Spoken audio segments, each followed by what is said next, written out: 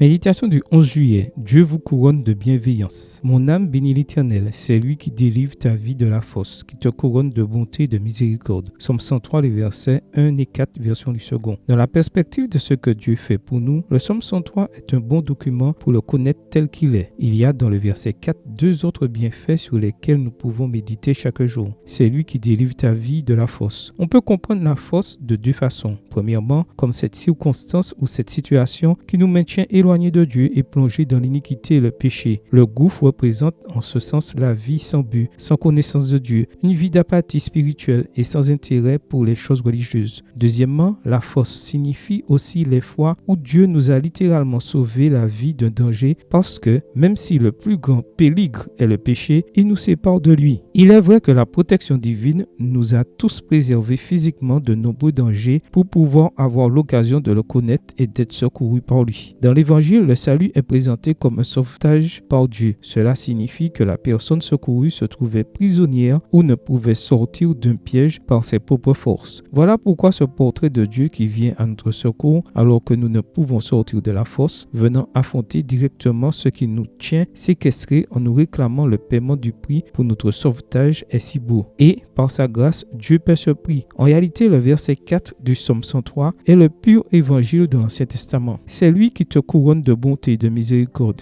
Ici, Dieu est présenté comme quelqu'un d'extrêmement aimant dans sa manière de nous traiter. Ce qu'il a fait pour nous sauver de toutes nos fosses est déjà plus que suffisant et, de ce fait, il fait de nous des débiteurs envers lui. De plus, non seulement il nous tire du gouffre, mais il nous comble aussi de toutes les bénédictions que nous avions perdues pendant que nous étions dans la fosse. Et il multiplie ses miséricordes en de nombreux aspects de notre vie. Ce que le psaume dit ici est que Dieu a évité que nous soyons traités comme nous le méritions. Cela s'appelle la grâce, une faveur imméritée, un cadeau infini, l'amour à son plus haut degré. Il ne nous reste donc plus, avec le psalmiste, qu'à exprimer de vive voix et avec enthousiasme: mon âme bénit l'Éternel. Amen. Bonne journée à vous et que le Seigneur vous bénisse.